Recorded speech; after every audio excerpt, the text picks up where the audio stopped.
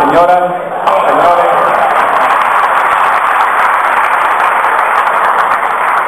queridos amigos,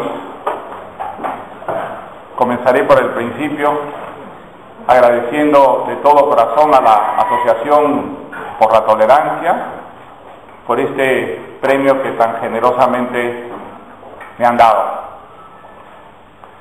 Quiero agradecer también muchísimo las palabras de Marita Rodríguez que ustedes acaban de escuchar. Son palabras impregnadas de generosidad, de amistad, que desde luego exageran terriblemente los méritos que yo pueda tener.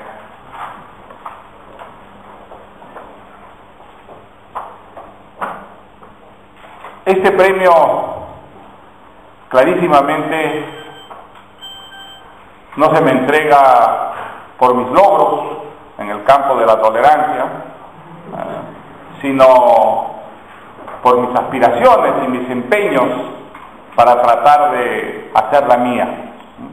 Como ustedes saben, soy peruano, latinoamericano, es decir, pertenezco a una cultura en la que casi no hay tradición de tolerancia, sino de intolerancia, de dogmatismo, de intransigencia y fanatismo.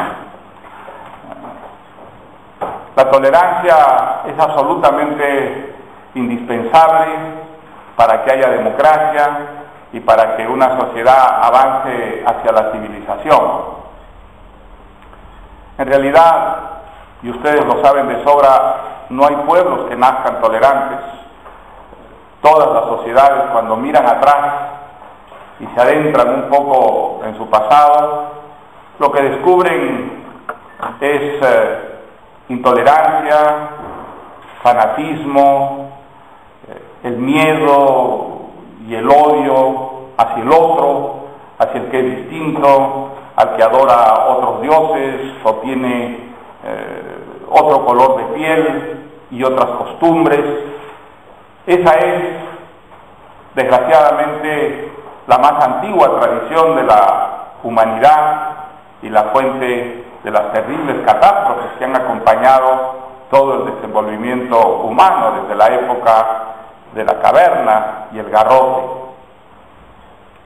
Pero en un momento dado de la evolución, afortunadamente surgió, no sabemos exactamente cuándo ni por qué, la noción de que la mejor manera de sobrevivir y progresar es aceptar la diversidad humana y tratar de coexistir en esa diversidad. Ese es quizá el paso más extraordinario que ha dado la humanidad hacia la paz, hacia la razón y hacia la libertad.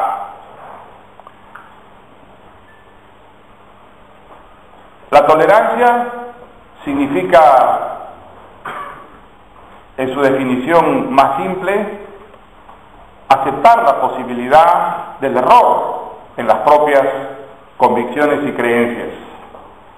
Aceptar que quien piensa distinto, a quien consideramos adversario, por ejemplo, en el campo político, pueda tener razón y nosotros estar errados.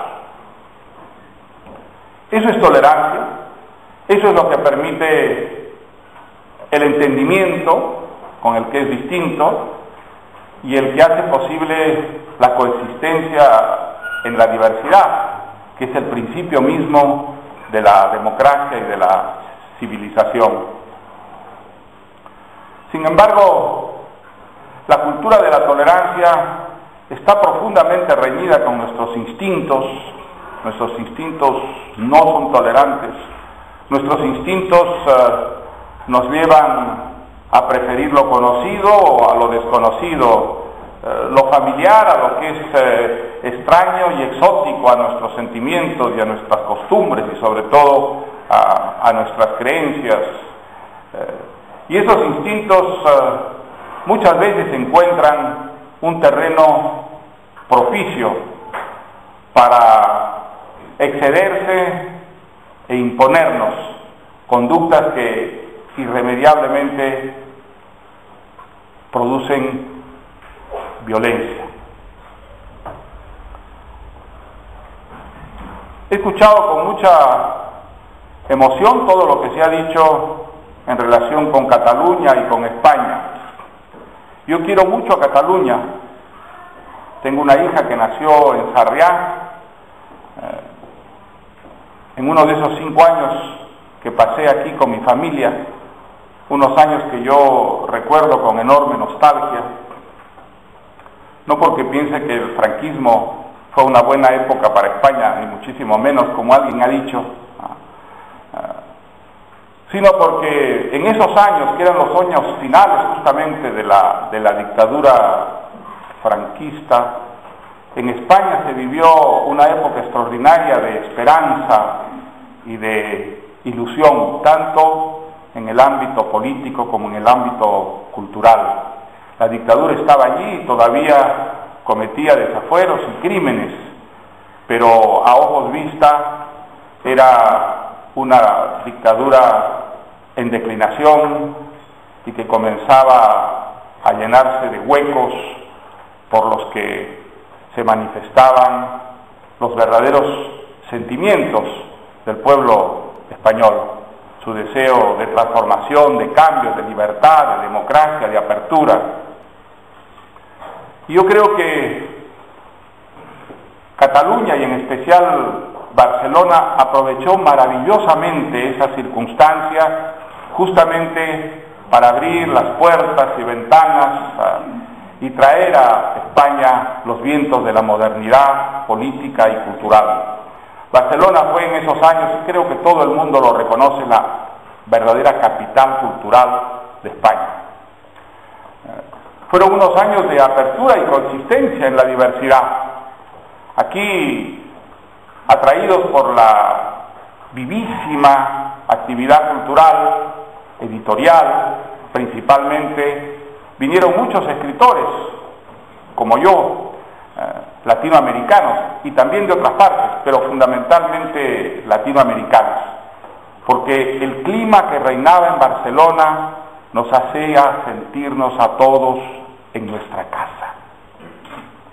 Había un acercamiento con los escritores españoles que venían también a Barcelona de muchas partes de España atraídos por ese mismo clima, y aquí nos hermanábamos y nos sentíamos miembros de una enorme, rica y diversa familia unida por el amor a la libertad y por el amor a la cultura.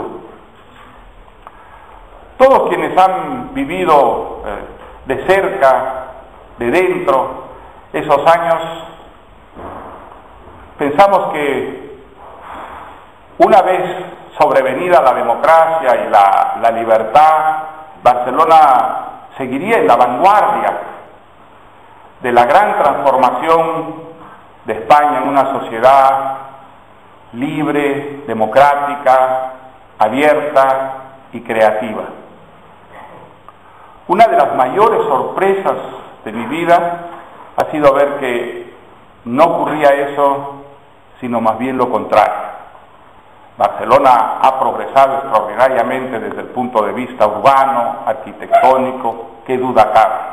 Es un centro turístico fantástico que atrae probablemente más que ninguna otra ciudad española a los turistas ávidos de belleza y diversión. Pero esa modernidad y esa transformación no se compadecen, a mi juicio, con lo que ha ocurrido políticamente en Cataluña y en Barcelona.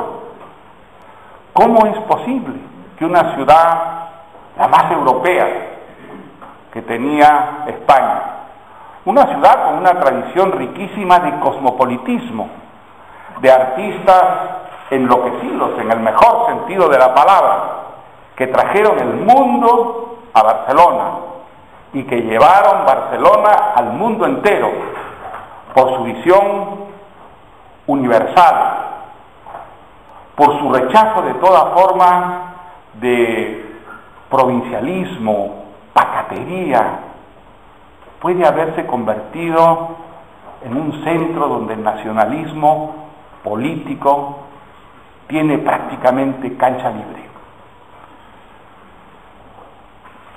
Solo lo entiendo por aquella tradición en la que los instintos vencen a veces a la razón e imponen por encima de los conocimientos, por encima de la experiencia y de la sensatez, una cierta forma de conducta política.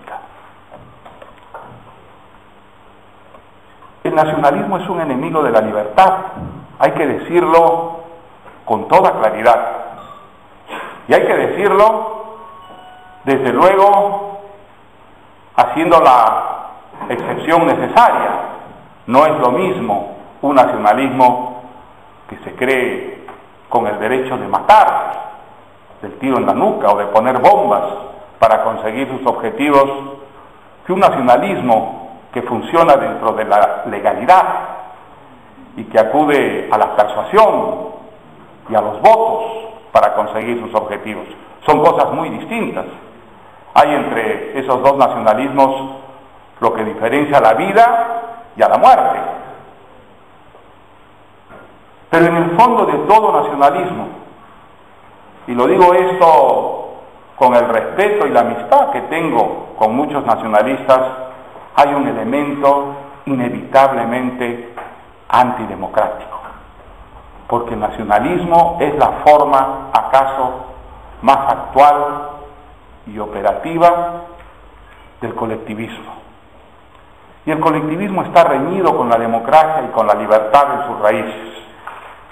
El colectivismo es una de esas ideologías que disuelve al individuo en la colectividad y hace de la pertenencia a la colectividad el valor cívico y político supremo. El colectivismo de pronto convierte a la raza,